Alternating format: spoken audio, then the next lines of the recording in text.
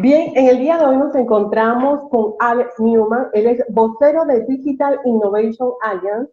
Alex, bienvenido a Panamá América. Para nosotros es un honor poder conversar en el día de hoy contigo y poder hacerte esta entrevista precisamente porque Panamá podrá ser el primer país en América en contar con una identidad digital omnicanal interoperable. En medio de esta situación de la pandemia, Alex, sin duda alguna, esto es, como quien dice, una buena noticia, porque todo se está haciendo de manera digital y queremos que nos expliques precisamente cómo Panamá podría ser entonces este primer país de América en contar con esta identidad digital. Bueno, en primera instancia, muchísimas gracias por la oportunidad de comunicar lo que estamos tratando de lograr en este caso. Y esperamos que Panamá sea el primero, esperamos que no sea el único. Definitivamente la identidad es uno de los derechos más importantes que tiene un ser humano, no solamente para su propia identidad como tal, sino para todo lo que eso conlleva, todos los servicios, todos los eh, acceso a diferentes cosas, educación, comercio, todo ese tipo de cosas que nosotros damos por sentado en nuestra vida cotidiana, pero que ahora, sobre todo en cuanto al tema de la crisis sanitaria, pues se ha volcado como parte de nuestra vida digital. En ese sentido, el esfuerzo que está haciendo la Alianza por la Innovación Digital, el Digital Innovation Alliance, es buscar algo que de una forma u otra, en ciertos aspectos ya se ha estado dando, tanto en países como Estonia, como en otros países en el mundo, e incluso en alguna forma muy, muy primitiva y muy básica en Panamá. Nosotros en Panamá tenemos algunos marcos legales que tienen que ver con firma electrónica, que tienen que ver con identidad, pero eso hasta ahora no se ha consolidado en una identidad que sea única, que sea irrepetible, igual que cualquier persona, y que pueda servir para de una manera también única y sin necesidad de repetir, pues servirte para hacer todos los trámites y todas las operaciones de una vida normal, tanto comercial como gubernamental, que tú necesitas desde que naces hasta que mueres. Nosotros tuvimos un evento el día de hoy, 10 de diciembre, donde hablamos un poco sobre qué es una identidad digital, cómo se utiliza, cómo la están utilizando en otros países.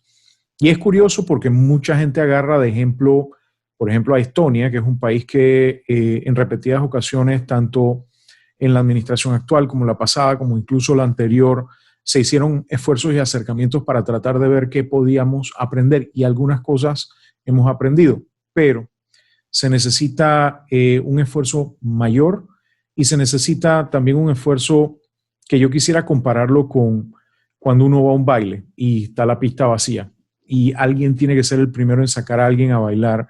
Y en este caso, pues la Alianza por la Innovación Digital ha dicho, bueno, nosotros vamos a ser los primeros en sacar a bailar a ver qué pasa. En el sentido de que una identidad digital te sirve para hacer todos los trámites que tienes que hacer y hacerlos de una manera moderna como en otros países donde eso de que te pidan copia de tu cédula, eso no tiene sentido. Eso es una cosa que si el gobierno la emitió, el gobierno debe tener esa información en sus manos. No tiene por qué pedírtela a ti. Ellos deben saber poder que tú eres tú. Lo mismo cuando vas a un banco. A mí probablemente me puedan haber pedido 15 o 20 veces la cédula en el mismo banco, a veces en la misma sucursal. Entonces, ese tipo de temas tenemos que ver cómo los resolvemos y uno de ellos es el tema de la identidad digital.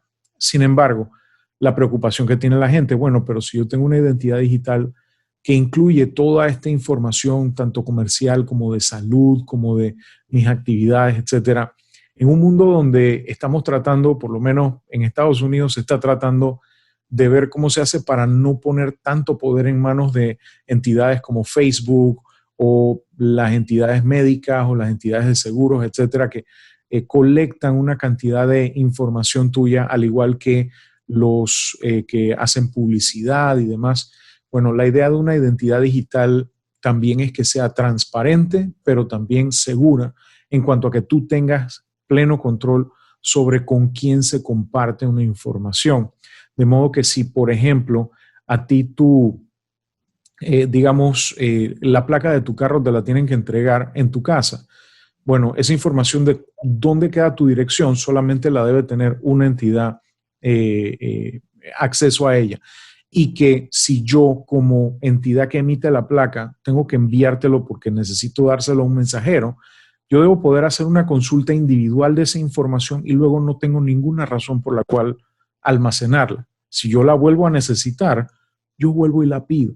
Y así no solamente hay un control sobre esa información, sino que esa información siempre está actualizada y además hay una auditoría. El día de mañana, si alguien quiso averiguar cuál fue la dirección donde llevaron mi placa, tiene que tener una muy buena razón para hacerlo.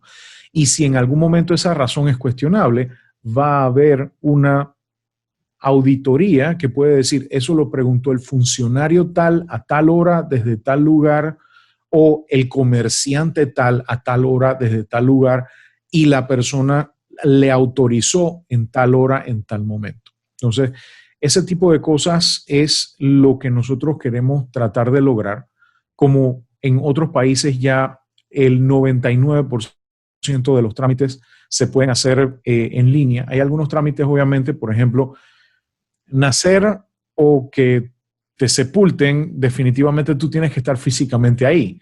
Sin embargo, hay muchos otros trámites que ahorita mismo pues pueden beneficiarse no solamente de ser digitalizados per se, que muchos esfuerzos se han hecho y gran parte de los trámites gubernamentales, tanto en gobiernos locales como en gobiernos centrales, ya se han digitalizado. Sin embargo, el tema de una identidad eh, digital que sea portátil, que sea transparente, es lo que realmente se está tratando de buscar. Algo que tú puedas llevar, por ejemplo, en tu celular o que tú puedas salvaguardar de una forma digital, incluso si te roban el celular, con diferentes niveles incluso. Por ejemplo, que tú con tu identidad puedas acceder a un transporte público. Eso puede ser que solamente requiera ya sea tu celular o una tarjeta como la cédula actual o lo que fuera, algo súper básico. Pero el día que vas a pagar un trámite, no debería ser cualquiera que pudiera agarrar tu celular e ir y pagarlo, mínimo un PIN. Algo parecido a lo que ya tú haces, por ejemplo, hoy en día con banca en línea, que tú puedes consultar tu saldo de pronto en la aplicación, pero si vas a hacer una transferencia, tengo que poner un PIN. Pero si voy a hacer un pago de tal cosa, tengo que confirmar y tengo que hacer una serie de cosas. La idea es hacerlo de una manera inteligente, transparente, accesible, económica y que pueda ser implementado tanto por los gobiernos de una manera abierta y transparente y económica, como los comercios, para que el día de mañana si un comercio quiere poder hacer una transacción contigo, no tenga que estarte pidiendo 20,000 trámites y 20,000 cosas, sino que sea una cosa instantánea. Así como hoy en día estamos acostumbrados a bajar una aplicación en nuestro celular en cuestión de segundos, que tú puedas también comprar algo, que tú puedas vender algo, que tú puedas averiguar. Por ejemplo, yo voy a comprar un automóvil, se lo voy a comprar a fulano de tal. Bueno, en su identidad digital está que fulano le hizo el revisado tal día, que le tiene sus papeles al día, que le tiene su seguro, etcétera. Y fulano me puede autorizar a mí a mirar eso porque estamos transando. Si de pronto yo no estoy de acuerdo, digo, tú sabes que me arrepiento, efectivamente ya yo no tengo más acceso a esa información. Entonces, ese es el tipo de control que queremos que el ciudadano vuelva a tener sobre su información y que el gobierno también tenga la oportunidad de, por ejemplo, poder brindar una mayor cantidad de servicios de manera más eficiente, más transparente y con mayor dificultad para la discreción que lleva a una posibilidad de corrupción, por ejemplo. Sí, enfocado en eso, en esto que acabas de mencionar, sobre todo con el tema del gobierno, por ejemplo, Alex, esto podría llevarse un poco más allá, ya sea en el sector salud, por ejemplo. Sabemos que hay muchas citas, pues que algunos de los panameños lo hacen vía telefónica y obviamente en medio de esta pandemia, este nivel de utilizar el teléfono y hacer la llamada para poder sacar las citas o que la persona la atienda ha aumentado mucho más, pero esta identidad digital va a permitir que incluso en este año que ya está por venir, el 2021, puedan ya las personas de alguna manera acceder a lo que es los mecanismos de salud de una manera un poco más rápida incluso? ¿Se ha hablado ya con el gobierno nacional sobre este tema? La respuesta corta es sí, pero la respuesta larga es un poco más interesante y te explico por qué. La identidad digital no es que va a permitir que eso suceda en el sentido de que no es que simplemente, bueno, ya la implementé, ya eso va a pasar. No, sino que va a ser parte integral de un sistema por medio del cual tú podrías, en el caso del sector salud, por ejemplo, no solamente tener un médico asignado o hacer tus citas o hacer todo lo demás, sino que esos médicos pueden, a través de sus propias identidades digitales, sus credenciales, pedir información, pedir referencias, referirte a un especialista, hacerte la cita, toda una serie de cosas. Y si un médico pregunta algún dato, es porque tiene el derecho o porque tú se lo diste. No es que cualquiera puede ir y consultar, por ejemplo. Asimismo, si por ejemplo tú estás hoy en la capital, pero resulta ser que ni Dios lo permita, un familiar tuyo en el interior tiene un tema y tienes que irlo a atender y te vas para allá. Y de pronto te acuerdas, pero es que yo este sábado tengo una cita. Tú podrías, por ejemplo, en un sistema lo suficientemente inteligente, o hacer la cita de manera remota si es algo que se puede hacer de manera remota, o tú podrías, por ejemplo, reasignar esa misma cita a un médico que tuviera el cupo listo ese mismo día cerca de donde tú estés. Ahora, la identidad digital, si lo comparamos con una panadería, no es diferentes tipos de dulces ni nada por el estilo, es como la harina. Está presente en prácticamente todo, desde el dulce más fino hasta la mamellena, y la idea es que hace que sea posible esa mamellena, ese dulce, ese todo, porque está presente en todo. La idea es que tú tengas la oportunidad de brindar de manera consciente, automática, eficiente, transparente y auditable a información que tiene que ver con tu vida desde que naces hasta que ya no estás con nosotros. Y eso incluye cuando tienes un hijo, cuando te casas, cuando adoptas un hijo, cuando compras una casa, cuando vendes una casa, cuando alquilas, todo ese tipo de información que tiene que ver con quién tú eres, que nace y muere contigo y debe ser tuya, pues puedes brindarla. Asimismo, ahorita mismo nosotros, por ejemplo, hacemos un censo cada 10 años y muchas veces no podemos. Ejemplo, ahora. Si nosotros contamos con un sistema de identidad digital, nosotros podemos tener un censo en tiempo real. Yo quiero saber hoy cuántas personas hay de tal condición o que viven en tal lado o que están registrados. Lo puedo saber ya y tomar las decisiones. Entonces, de esa manera, tanto los gobiernos hiperlocales, estamos hablando representantes de corregimiento, hasta incluso el mismo presidente de la República puede tomar decisiones basadas en evidencia, en información al día. Incluso un grupo de vecinos puede organizarse y en una barriada pueden tomar decisiones a sabiendas de muchos detalles que ellos mismos pueden darse derecho a ver y luego quitarse el derecho y decir, bueno, ya tomamos la decisión, ya no es necesario que tengas esa información. Cosa que, por ejemplo, ahorita mismo ha salido mucho a colación porque ha estado en las noticias también que salen personas inescrupulosas vendiendo bases de datos robadas a diferentes instituciones públicas y privadas. Y que bueno, esperemos que esa ley se reglamente pronto, pero eso también tiene que ver con jugar con la identidad ajena. Y esperamos que al adoptar estas nuevas, no tanto tecnologías, sino formas de hacer las cosas, algo mucho más básico, eh, muchas de esas conductas se van a dificultar o se van a encarecer al punto de que quizás la gente haga las cosas bien simplemente porque les sale más barato que hacer el juega vivo de toda la vida.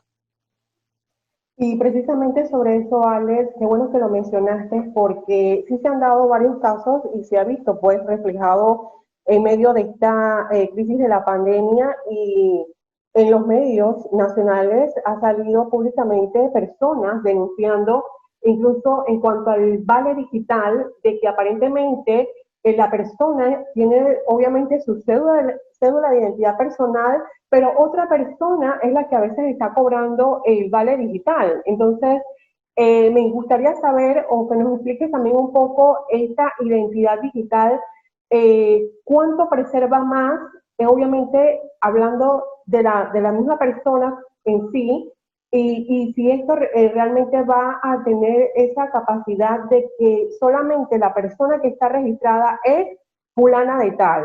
O en este caso, vamos a suponer tú, esta persona es Alex Newman, él tiene cédula de identidad tal y tal y tal.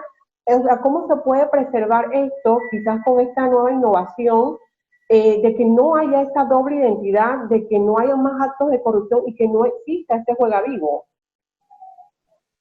Lamentablemente el juega vivo es algo que va a existir siempre. Ya eso es un problema más psicológico que tecnológico. Sin embargo, cuando tú se lo pones lo más difícil posible, entonces el juega vivo pues busca otro lado donde sea más fácil. Te doy un ejemplo. El robo de tarjetas de crédito dejó de darse como se daba hace muchos años en lugares como Europa porque empezaron a utilizar tarjetas con chip y tarjetas con PIN, como cuando nosotros usamos las tarjetas de débito, las tarjetas clave. Cuando vas a hacer una transacción te pide un PIN. Sin embargo, usar un PIN para todo no es necesariamente la forma más segura. Y hemos visto casos donde las personas, por ejemplo, les roban los pines o los engañan o lo que fuera. Asimismo, hemos visto casos que la gente dice, me clonaron la tarjeta. Y mentira, clonar la tarjeta era lo que pasaba hace 20, 30 años, cuando se agarraba la banda magnética de la tarjeta y se copiaba con básicamente una radiocasetera modificada. Y se hacía una copia tan parecida a la original que la gente pensaba que era la original. Por eso le llamaban clonar. Hoy en día, las tarjetas tienen un chip que para copiar ese chip hay que realmente hacer un gasto grandísimo, por lo menos de 6 cifras, y ningún ladrón cualquiera lo va a usar. Pero dicen la gente, no, pero es que yo pedí una comida y luego me salió una transacción online. Sí, lo que pasa es que como le diste la tarjeta en la mano a la persona tomó los datos por delante y por detrás, y lamentablemente no todos los sitios web hacen una segunda o tercera verificación de que tú eres tú.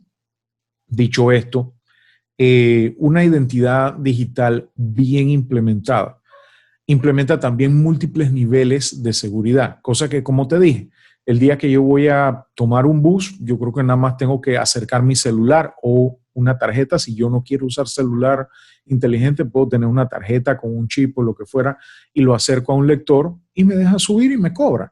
O no me cobra si de pronto estoy en alguna condición especial que me permite montar el bus por el motivo que sea. Cada país tiene su forma de hacerlo e incluso cada ciudad puede determinarlo de esa manera.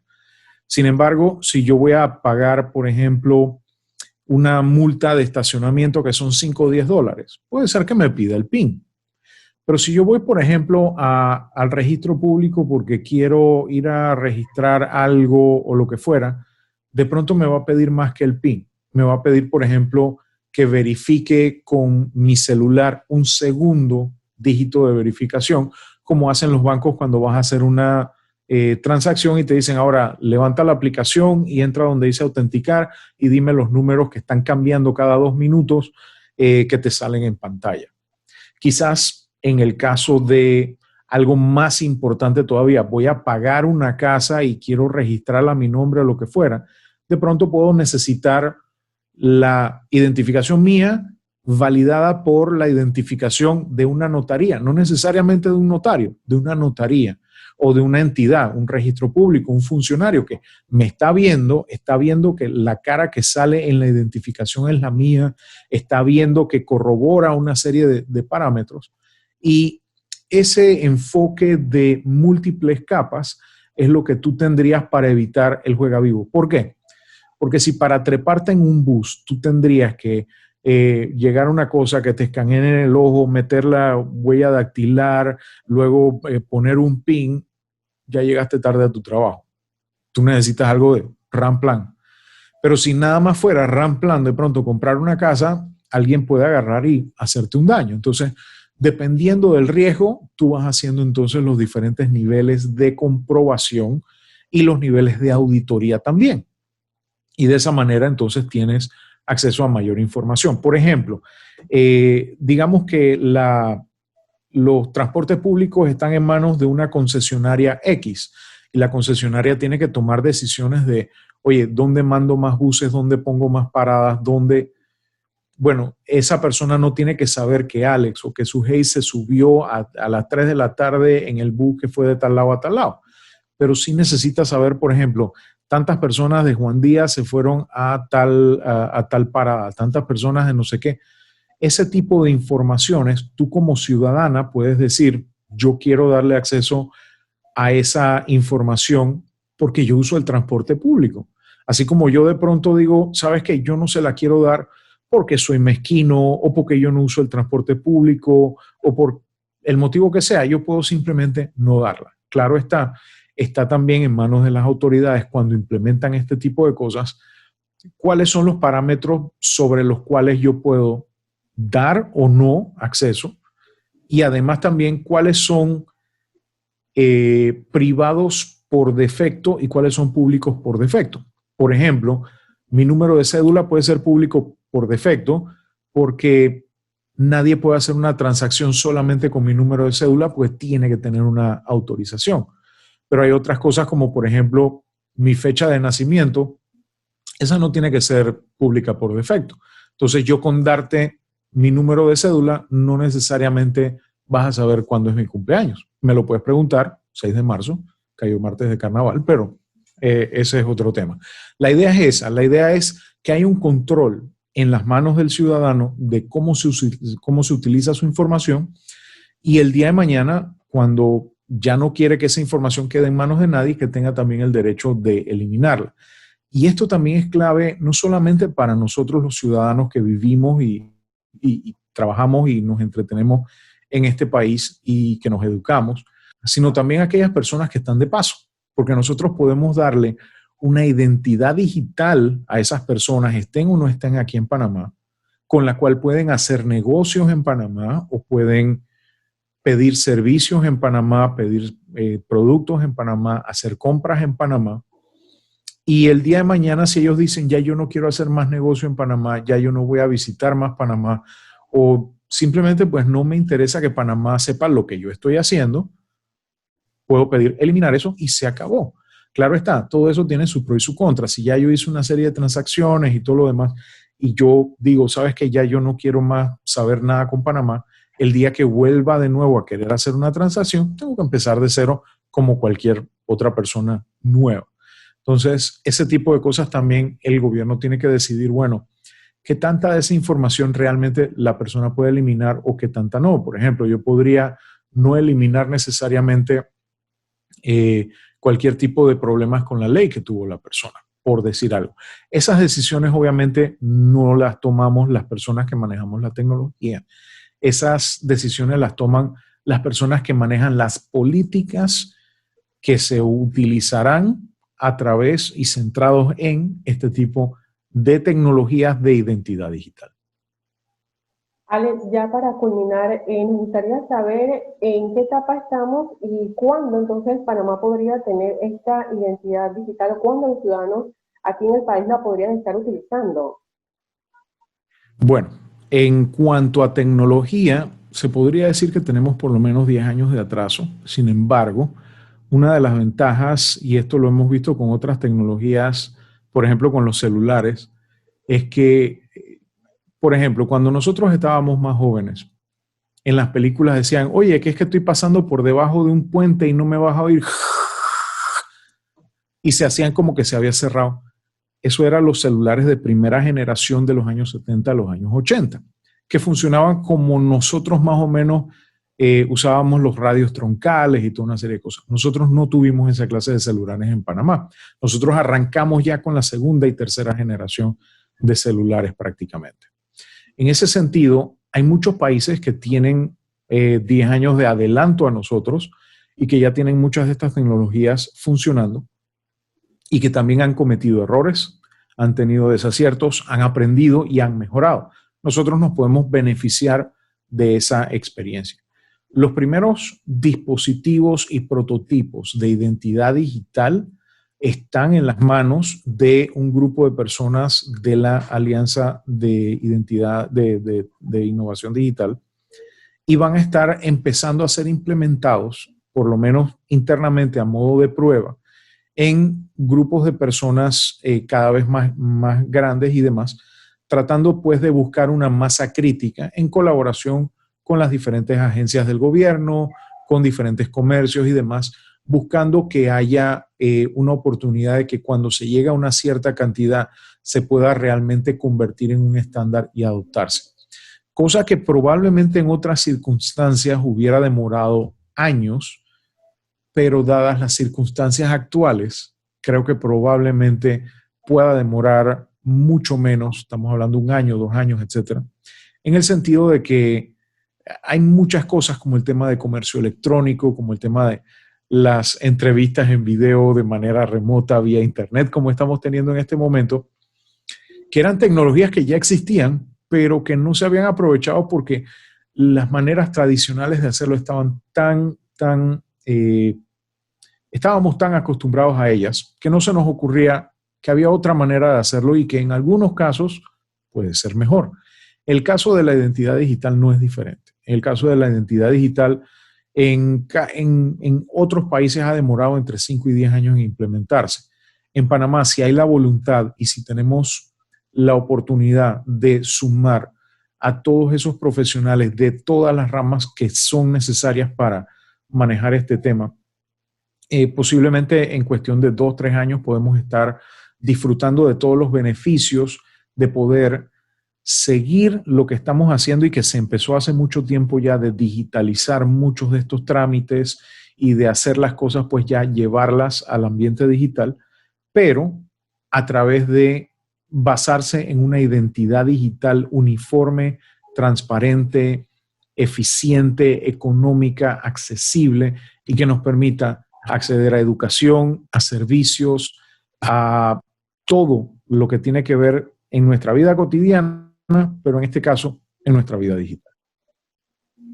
Bien, te agradecemos, Ale, por esta gran explicación de lo que podría ser esta identidad digital y que ojalá, y como bien lo mencionaste, dentro de 1 o 2 años podamos contar realmente con este beneficio porque sin duda alguna en medio de toda esta situación de la pandemia lo hemos vivido no solamente a nivel mundial sino aquí en Panamá y se ha visto también esa brecha que existe todavía en algunas partes inclusive del interior o en algunas partes muy rurales y sería bueno que incluso el gobierno más adelante también estuviera pensando en unir todas esas áreas que también están todavía pasando, sobre todo el tema educativo, que en este año se han quedado miles de estudiantes sin poder dar las clases y todo lo demás, que toda esa brecha también tecnológica se pueda entonces estrechar aún más y que todo esto se pueda unir para que todas esas personas, inclusive todos esos pequeños, puedan contar con la tecnología necesaria para poder